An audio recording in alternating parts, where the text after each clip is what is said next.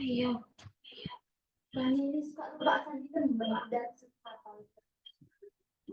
Ada di record. Sabar lo, malu lo. Assalamualaikum warahmatullahi wabarakatuh. Perkenalkan, nama saya Rani Anggraini dari mahasiswa IAIN Metro. Di sini saya akan menjelaskan apa itu kaya raya Indonesia dan korupsi. Kaya raya Indonesia mengenal sejarah Indonesia. Sejarah mencatat perjalanan panjang Indonesia dari zaman kerajaan hingga masa di bawah cengkraman Belanda dan Jepang. Perbedaan nyata muncul saat Indonesia meraih kemerdekaannya. Di sini bukan semata kemerdekaan yang diberikan oleh penjajahan, melainkan sebuah perjuangan gigih yang diwujudkan lewat proklamasi pada 17 Agustus 1945 yang digelarkan oleh Soekarno-Hatta. Inilah momen penting yang menjadikan Indonesia sebagai negara merdeka bebas dari campur tangan atau pengaruh dari negara lain. Kekayaan Indonesia. Sumber daya alam. Indonesia memancarkan keberagaman melalui kekayaan sumber daya alam yang luar biasa. Tidak hanya terbatas pada flora atau fauna, tetapi juga mencakup potensi maritim yang melimpah. Keberagaman flora dan fauna ini bukan hanya menjadi daya tarik wisata, tetapi memiliki nilai ekonomi yang substansial sebagai negara ini. Sumber daya manusia yang beragam dan berpotensi besar dengan populasi yang besar dan keragaman budaya. Indonesia memiliki kekayaan dalam hal pengetahuan, kreativitas, dan kemampuan kerja yang menjadi fondasi untuk pertumbuhan ekonomi yang berkelanjutan. Selanjutnya, Indonesia darurat korupsi. Data korupsi di Indonesia pada tahun 2020, Indonesia terus menghadapi tantangan korupsi. Indonesia Corruption Watch mencatat terdapat penindakan 444 kasus korupsi sepanjang 2020.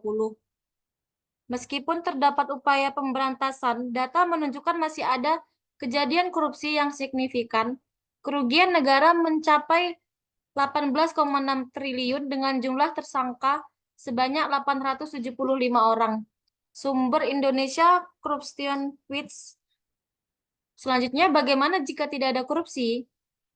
Jika tidak ada korupsi di Indonesia, dapat terlihat perubahan yang signifikan dalam banyak aspek. Pertama-tama, anggaran negara akan digunakan secara lebih efisien dan dapat sasaran untuk pembangunan infrastruktur, layanan kesehatan, pendidikan, program sosial lainnya.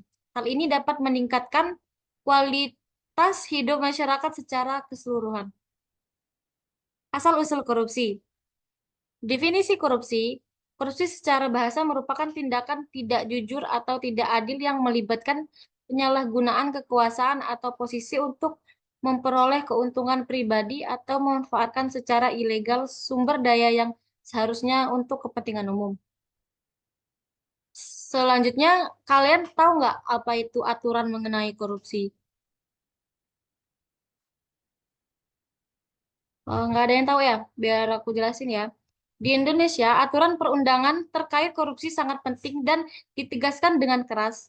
Hukum yang paling signifikan adalah Undang-Undang Nomor 31 Tahun 1999 tentang Pemberantasan Tindak Pidana Korupsi yang kemudian diperkuat oleh Undang-Undang Nomor 20 Tahun 2001.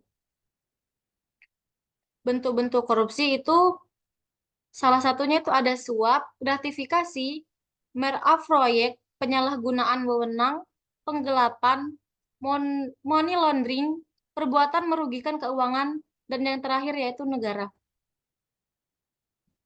Penjelasan teori mengenai korupsi. Teori kelebihan kesempatan.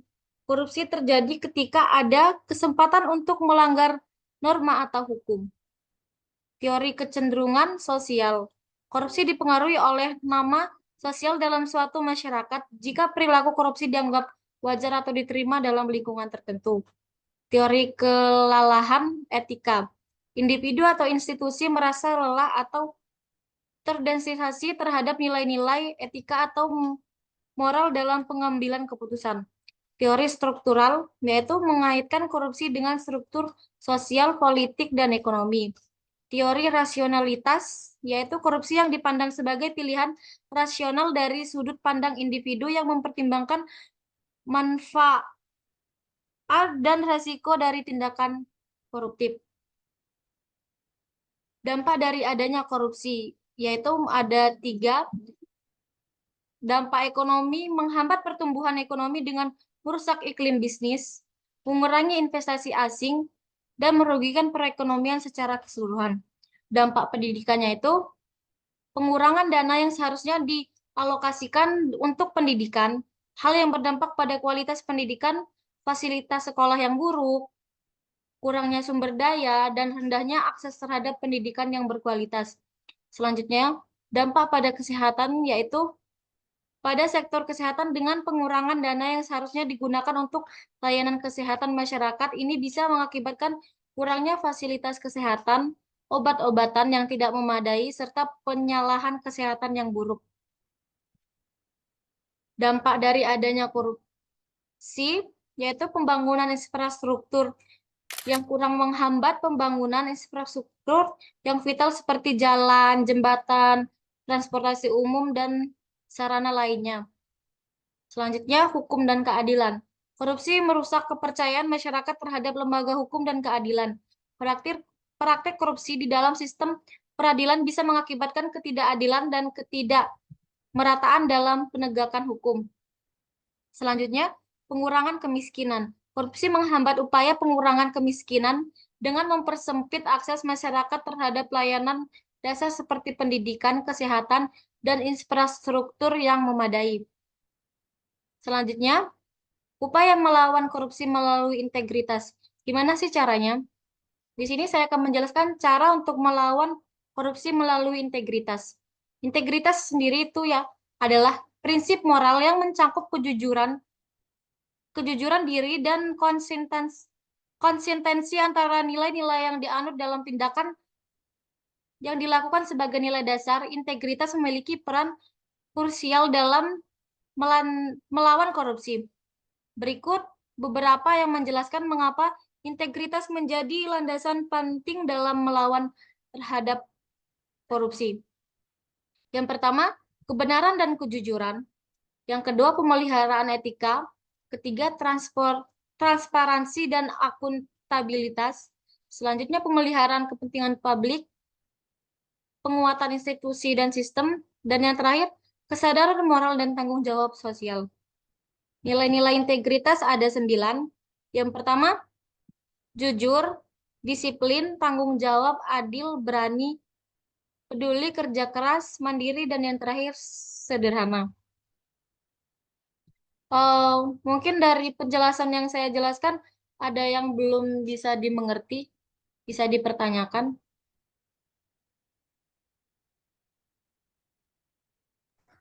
Jelas.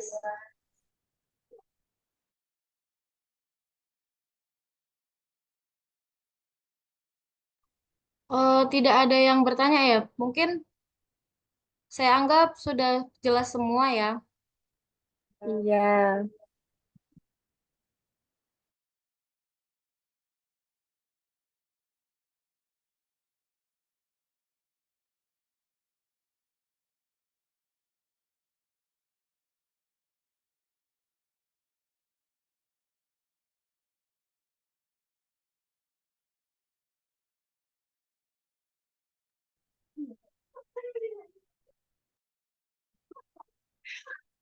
Eh,